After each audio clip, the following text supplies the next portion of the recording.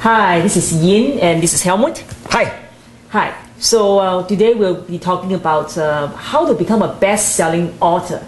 Now this subject to many people, when they hear the title, how to become a best-selling author, they think about esoteric like professors and big doctors, lawyers writing a book, and because the content is so good, it become a bestseller. So let me just clarify what I mean by bestseller. Okay, so bestseller means that the book actually sold in large enough quantity. Actually, I'm going to define that for you in a minute, but go ahead and say what you say. I'm going to define what constitutes a bestseller and how actually quite simple it is to become one, almost scary simple. That's right. So one misconception about bestseller is this, that the contents needs to be fantastic. It needs to be like, like a... well, that's a misconception in business, period. I mean, dentists, car mechanics, restaurant owners, literally everyone thinks that if their context is, if their profession, if they're good in their profession, they will make a lots of business. That's right. Now, that's about so not true, then I don't know, it's just so not true. No. However, we do have to say there that, basically, if people don't know that you have a good product, they will not come. And on top of it, we mentioned in another video, people can simply not evaluate most products. And even in a restaurant, it's all a matter of opinion. Now, right. however, so marketing is the key to get good business. But it must be said, because sometimes people believe we don't know that, is if you have a bad product, all the marketing in the world will eventually dead end also. Sure. That's for sure too. That's right. And there's no doubt about that. So let's not say that we don't want and need good product. No. It's just like, what do I always say? Having a good brain and a bad heart makes bad living. Vice versa, it makes for bad living. And there are many other parts in there which need to function well. So at least those two things, as I always call it, is the second business you have, right? That's right. Marketing is the second business. Marketing is the second business you never knew you had. Right. And if you don't take it as serious as the first profession, you're finished. Right. So that's why for a best-selling book, it's the same thing, right? People think like, how will you write a best-selling book?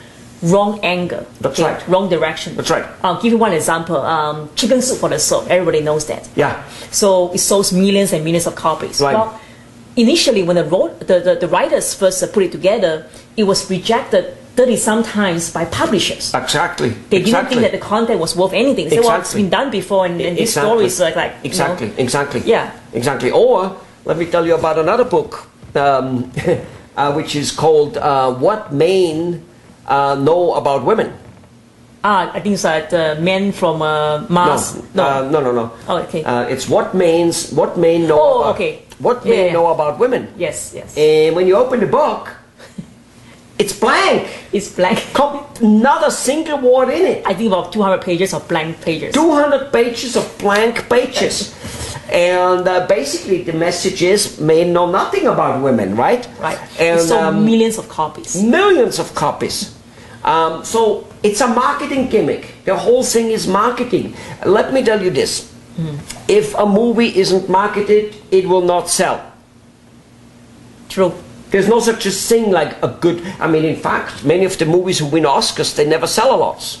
They're considered good movies, but they don't sell a lot. Movies need to be marketed. Everything needs to be marketed. So to be a bestseller, one needs to market it. Now, let me talk for a second what a bestseller really is. Number one, most people think that means you sold millions of copies. Like I mentioned about this book, What Men Know. No, that book is a bestseller, of course. A bestseller in a whole different range of rights, because they really sold millions. Most in order to achieve the title of a bestseller, all you need to do is be for one day, for that much, for 20 minutes, on the #1 bestseller list of whatever bestseller list that is. That may be Barnes & Noble's, Amazon.com, and there's a whole bunch of them. Of course, there's the New York Times. Now, that one I do not know how to manage. But the other ones we know how to manage. And as you probably know, sometimes you will hear X amount of book was on the bestseller list 45 weeks.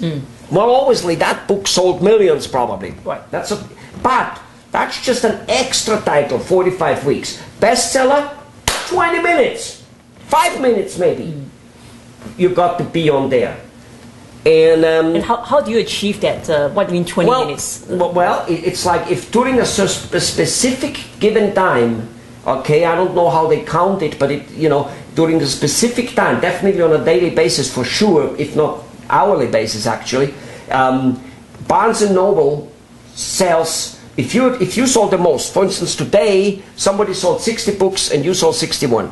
Then you sold the most. So I beat the competition. You beat the competition. However, what's going on here, a bestseller really constitutes to be between number 1 and between 100. Okay, so if my book sale falls into the top 100 books sold, let's say for Barnes & Nobles, it's a bestseller. It become a bestseller. If it is number 1, it is a number 1 bestseller. I see. So does this title then go away after the day is over, or what happens? No, you had it once.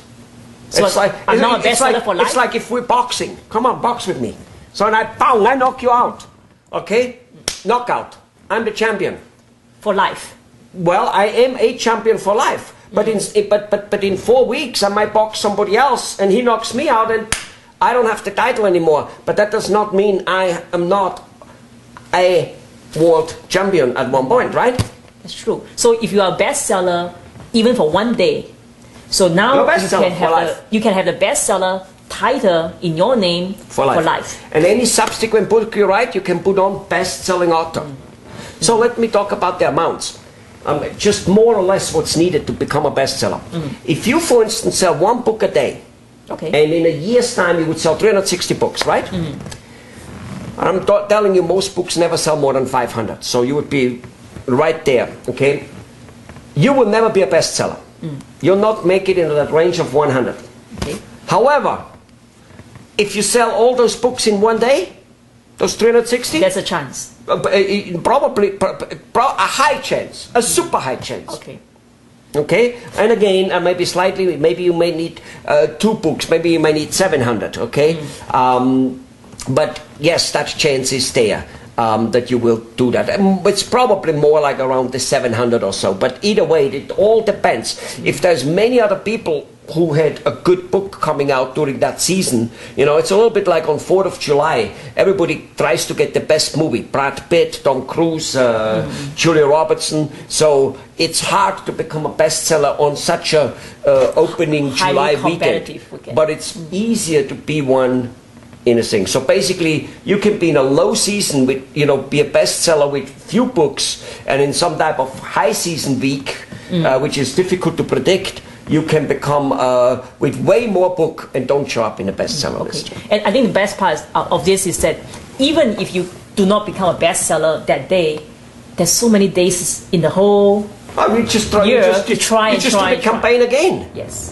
Yeah, and this is what it is. You make a campaign. I'm glad that you mentioned that. You make a campaign. There's your clients, your patients. Anyway, there is businesses out there in which we can contact, and we somehow make them buying the book in that one day. It's no different than a J.C. Penney 4th of July sales. On one day, come in and buy it all. That's right. We do the same type of campaigns. And then once you're a bestseller, you know what happens to radio and television interviews. Oh, you're not on your doors. They knock on your door. And once you're a bestseller, you have no idea, well, you do have an idea, Yin, of how many small and large business owners, non-profit organizations, churches will want to buy the book. Well, you need to help a little bit by making a sales presentation. Will want to buy the book for their employees, for their members, for their potential clients and members, for their vendors, as gift kind of giveaway. The gift industry, giving gifts, for potential clients, a pen or whatever it may be, is huge. And in the whole gift industry, the book industry is huge in itself. So, and by doing so again, you probably will sell those books at wholesale prices to those companies. That's how they will buy it. They won't buy it at full price. Again, we're not after to make money. All we want to do is to to get the book distributed by other people. Good. All right? Okay. Well, I hope you learned something. Okay? Bye-bye. bye.